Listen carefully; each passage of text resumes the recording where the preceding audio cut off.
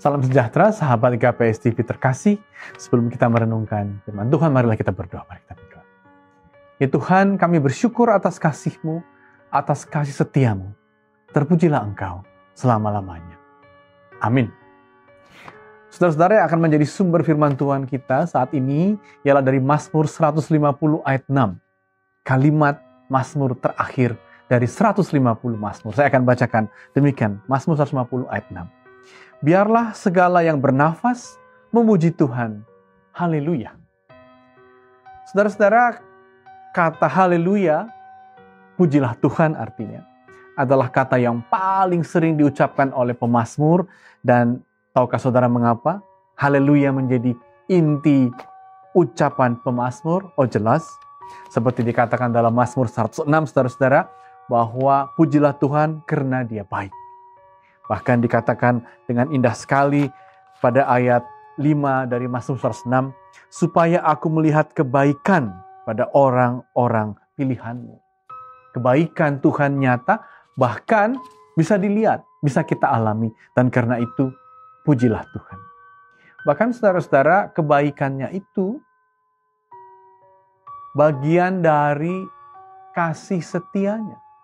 Jadi kebaikannya itu bukan sekadar Dia berbuat baik kepada kita karena alasan-alasan tertentu saja, atau karena momen-momen tertentu saja. Tidak, kebaikannya itu dengan setia diberikannya. Kasih setia. Bahkan banyak orang yang mengatakan kasih setia Tuhan, kebaikan Tuhan ini adalah perjanjian Tuhan kepada kita. Chesed Yahweh. Perjanjiannya maksudnya Tuhan memutuskan Dia akan dengan setia mengasihi umatnya, Anda dan saya. Dan karena itu saudara-saudara, pujilah Tuhan, sebab sungguh setia kasih-Nya. Tentu kita bertanya, selain karena pemazmur tahu bahwa kasih setia Tuhan adalah perjanjian Tuhan kepada kita, dan kasih setia itu saudara-saudara turun-temurun, kata pemazmur, apalagi sebenarnya yang menjadi dasar ujung atau kesimpulan Mazmur adalah pujilah Tuhan. Kesimpulannya saudara-saudara, atau alasannya saudara-saudara, ialah karena pemazmur telah melewati sepanjang hidupnya, dan di sepanjang hidup itu kesimpulannya akhirnya adalah nafasku, semua yang bernafas pujilah Dia, karena bisa disimpulkan dalam perjalanan hidup bahwa kasih setianya nyata. Ada seorang pemikir dan tokoh agama Buddha dari Thailand yang terkenal, dan saya pernah bertemu dengan dia.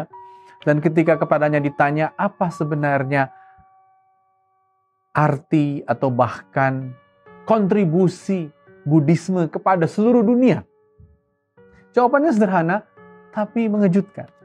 Sulak Sivaraksa namanya. Dia mengatakan, karena Buddhisme mengajarkan yoga, meditasi, maka Buddhisme telah membuat manusia secara umum lebih baik bernafas. Dan kata lain, maksudnya saudara-saudara, Buddhisme itu membuat orang lebih tenang, tidak bernapas seperti kelinci yang tergesa-gesa lari sana-sini, tapi dengan tenang. Mazmur kita juga bicara tentang nafas, tentang segala yang bernafas, kiranya memuji Tuhan. Tapi apa bedanya nafas orang Kristen? Saudara-saudara, kalau kita baca Mazmur dengan lebih detail lagi, sebelum 150 berarti dari Mazmur 1 sampai 150, pada bagian-bagian itu pemazmur mengatakan bahwa hidupnya yang dengan nafas pemberian Tuhan dia lalui, bukanlah hidup yang ringan, saudara-saudara. Memang pada Mazmur 8 ayat 3-4 dia mengatakan, oh siapakah manusia ini sehingga engkau mengingatnya. Jadi dia tahu manusia ini sebenarnya tidak terlalu berarti, tapi diingat Tuhan. Dan dengan diingat Tuhan, maka pemazmur ini selalu dapat berseru kalau dia dalam keadaan terdesak. Bahkan pemazmur juga sampai mengatakan Mazmur 22 ayat 1, bahwa ya Tuhan, mengapa aku seperti Kau tinggalkan? Bahkan pada Mazmur 22 ayat 6 dikatakan, aku ini berseru-seru dan janganlah aku mendapat malu karena keadaanku yang berat ini. Jadi saudara-saudara, pemazmur, orang Kristen yang bermazmur adalah orang yang memang nafasnya juga pernah seperti minta tolong dan hampir putus asa. Lalu saudara-saudara, tentu pada Mazmur 42 ayat 1 dikatakan, atas semua pengalamanku, atas semua nafas hidupku, tapi dengan semua nafas yang aku cemaskan ini, aku seperti rusa merindukan sungai ya Tuhan.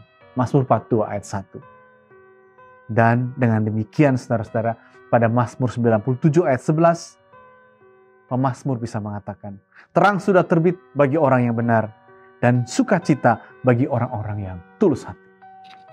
Jadi saudara-saudara, ketika pemazmur pada akhir kalimatnya mengatakan, segala yang bernafas, atau dengan nafasmu pujilah Tuhan, apa maksudnya? Lebih dari sekadar kita baik bernafas seperti yang tadi dikatakan oleh Bapak Sulak Sivaraksa, tapi nafas kita yang diberi Tuhan, tapi juga yang telah kita hirup dengan banyak beban, yang kita lalui dengan kadang tergesa-gesa karena begitu banyak tantangan, tapi pada akhirnya, karena kita terus merindukan Tuhan seperti rusa, maka kita bisa menemukan sudah terbit sukacita.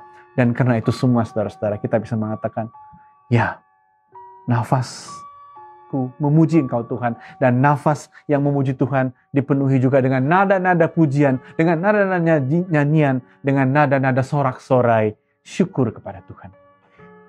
Itulah kiranya saudara-saudara, makna Mazmur bagi kita. Dan mengapa pemazmur akhirnya, setelah semua perjalanan panjang nafasnya yang dilalui dengan segala tantangan, tapi juga dengan Tuhan yang tak melupakannya, dia akhirnya mengatakan, biarlah segala yang bernafas, dia juga memuji Tuhan. Dan nafas orang percaya menyebut haleluya, bersorak-sorai, penuh nada sukacita. Amin, mari kita berdoa. Ya Tuhan, kami bersyukur karena yang begitu dekat dalam hidup kami, yaitu nafas kami, bersumber dari Dikau. Dan dengan nafas kami bisa merasakan kecemasan kami. Tapi sesungguhnya dengan nafas kami seperti rusa juga, yang mencari Engkau ya Tuhan.